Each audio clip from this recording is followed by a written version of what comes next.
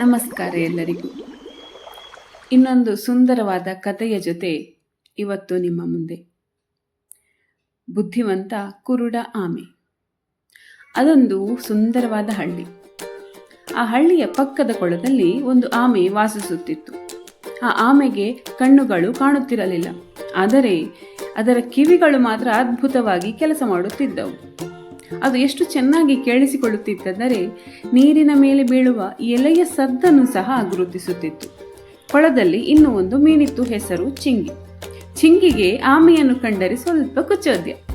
ಕುರುಡ ಆಮೆ, ನಿನಗೆ ಏನು ಕಾಣುವುದಿಲ್ಲ, ನೀನು ಹೇಗೆ ಆಹಾರ ಹುಡುಕುತ್ತೀಯಾ ಎಂದು ಪ್ರತಿದಿನ ಕೇಳುತ್ತಿತ್ತು. ಆಮೆ ನಗುತ್ತಾ ಹೇಳುತ್ತಿತ್ತು, ಕಣ್ಣಿಲ್ಲದಿದ್ದರೂ ಪರವಾಗಿಲ್ಲ ಚಿಂಗಿ, ನನ್ನ ಕಿವಿಗಳೇ ನನ್ನ ಕಣ್ಣುಗಳು ಎಂದು.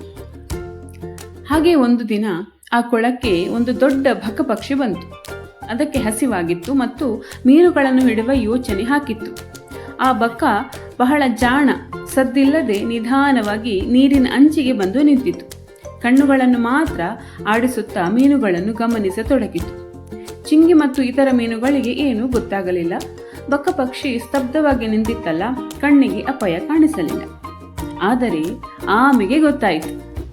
ಬಕಪಕ್ಷಿಯ ಕಾಲುಗಳು ನೀರಿನಲ್ಲಿ ಇಳಿದಾಗ ಆದ ಸಣ್ಣ ಸದ್ದನ್ನು, ಅದರ ಉಸಿರಾಟದ ಲಯವನ್ನು ಮತ್ತು ಅದರ ಕುತ್ತಿಗೆ ಆಡುವ ಸದ್ದನ್ನು ಆಮೆ ಗುರುತಿಸಿ ಬಿಟ್ಟಿತು. ಇದು ಅಪಾಯ ಎಂದು ಅದಕ್ಕೆ ಅರಿವಾಯಿತು. ಆಮೆ ತಕ್ಷಣ ಜೋರಾಗಿ ಕೂಗಿ, ಚಿಂಗಿ, ಎಲ್ಲರೂ ಕೊಳದ ಆಳಕ್ಕೆ ಈಜಿ ಹೋಗಿ, ಬಕಪಕ್ಷಿ ಬಂದಿದೆ ಎಂದಿತು. ಎಲ್ಲ ಮೀನುಗಳು ಗಾಬರಿಯಾಗಿ ತಕ್ಷಣ ಆಳಕ್ಕೆ ಈಜಿ ಹೋದವು. ಬಕಪಕ್ಷಿಗೆ ಒಂದೇ ಒಂದು ಮೀನು ಕೂಡ ಸಿಗಲಿಲ್ಲ. ಸಿಟ್ಟಿನಿಂದ ಅದು ಹಾರಿ ಹೋಯಿತು. ನಂತರ ಚಿಂಗಿ ಆಶ್ಚರ್ಯದಿಂದ ಕೇಳಿತು, ಆಮೆಯಣ್ಣ, ನಿನಗೆ ಕಣ್ಣೇ ಇಲ್ಲ, ಆದರೂ ಬಕಪಕ್ಷಿ ಬಂದದ್ದು ನಮಗಿಂತ ಮೊದಲೇ ನಿನಗೆ ಹೇಗೆ ಗೊತ್ತಾಯಿತು? ಆಮೆ ನಗುತ್ತಾ ಹೇಳಿತು, ಚಿಂಗಿ, ದೇವರು ಒಂದು ಶಕ್ತಿ ಕಿತ್ತುಕೊಂಡರೆ ಇನ್ನೊಂದನ್ನು ಹೆಚ್ಚು ಬಲಗೊಳಿಸುತ್ತಾನೆ. ಕಣ್ಣಿಲ್ಲದಿದ್ದರೂ ಎಚ್ಚರಿಕೆಯಿಂದ ಇರುವುದನ್ನು, ಕೇಳಿಸಿಕೊಳ್ಳುವುದನ್ನು ನಾನು ಕಲಿತಿದ್ದೇನೆ. ಕೊರತೆಯನ್ನು ನೆಪ ಮಾಡಿಕೊಂಡು ಸುಮ್ಮನೆ ಕುಳಿತರೆ ಇರುವ ಶಕ್ತಿಯನ್ನು ಬಳಸಲಾಗುವುದಿಲ್ಲ ಅಲ್ವಾ? ಅಂದಿನಿಂದ ಚಿಂಗಿ ಆಮೆಯನ್ನು ಕುಚೋದ್ಯ ಮಾಡುವುದನ್ನು ನಿಲ್ಲಿಸಿತು. ಬದಲಿಗೆ ಕೊಳದ ಎಲ್ಲ ಮೀನುಗಳು ಆಮೆಯನ್ನು ನಮ್ಮ ಕಾವಲುಗಾರ ಎಂದು ಗೌರವದಿಂದ ಕರೆಯತೊಡಗಿದವು.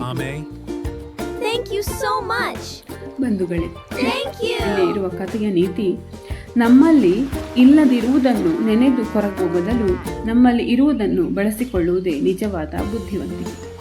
ಹೇಳಿದ್ದಕ್ಕಾಗಿ ಧನ್ಯವಾದಗಳು.